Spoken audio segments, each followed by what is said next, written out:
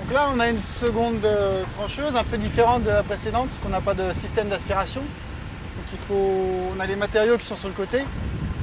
Ça dépend des entreprises. Certaines entreprises ramassent les matériaux manuellement avec plusieurs gars, des pelles, des brouettes, ou alors utilisent une aspiratrice classique de ville pour ramasser les déblais.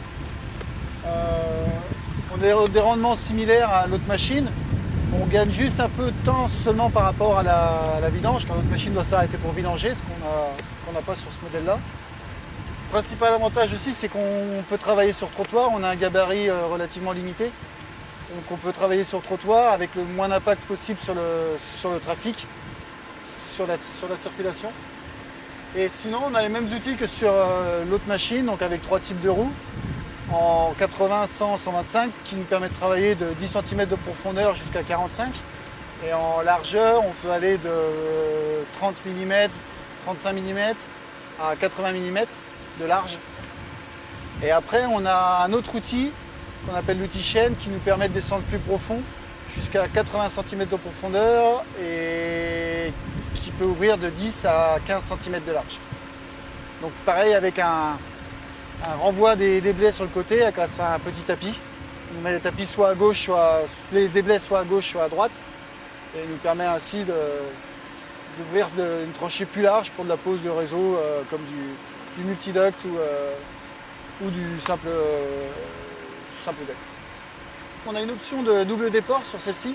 Donc on rajoute une translation au-dessus de la translation existante qui nous permet de porter l'outil à 30 cm en dehors des chenilles. D'accord. Alors sur les outils les plus petits, par exemple sur la grosse chaîne de 800 qui descend à 80 de profondeur, on ne le fait pas parce que ça nous fait trop de poids sur le côté. Mais avec ce type de roue, le RT100 ou le RT80, on peut aller dans un déport de 30 cm. Et en plus, on a une correction de dévers, même si on doit travailler sur trottoir ou en partie sur chaussée, on a toujours la roue en position verticale, on a une correction de dévers sur l'outil. En consommation, on est sur un moteur 100 chevaux, on consomme moins que la précédente machine, forcément il n'y a pas de turbine à entraîner. Donc là on est sur du 10 litres au 100, quand c'est tirant entre 8 et 10 litres au 100. On a un réservoir de 160 litres, donc on fait largement une journée et demie. On a un plateau, un camion plateau, on transporte sur camion plateau. Alors c'est l'autre différence par rapport à l'aspiratrice, c'est que l'aspiratrice on a un système mécanique qui nous permet de rouler assez vite, jusqu'à 30 km/h, qui nous permet de déplacer la machine assez rapidement d'un point à l'autre. Celle-ci est beaucoup plus lente, vu que c'est des chenilles, donc on est plus sur du 5 km/h ou 4 km/h même.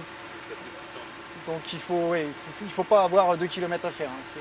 C'est juste pour 100, 200, jusqu'à un demi kilomètre, ça va. Au-dessus d'un demi kilomètre, il faut mieux recharger la machine et déplacer avec un camion.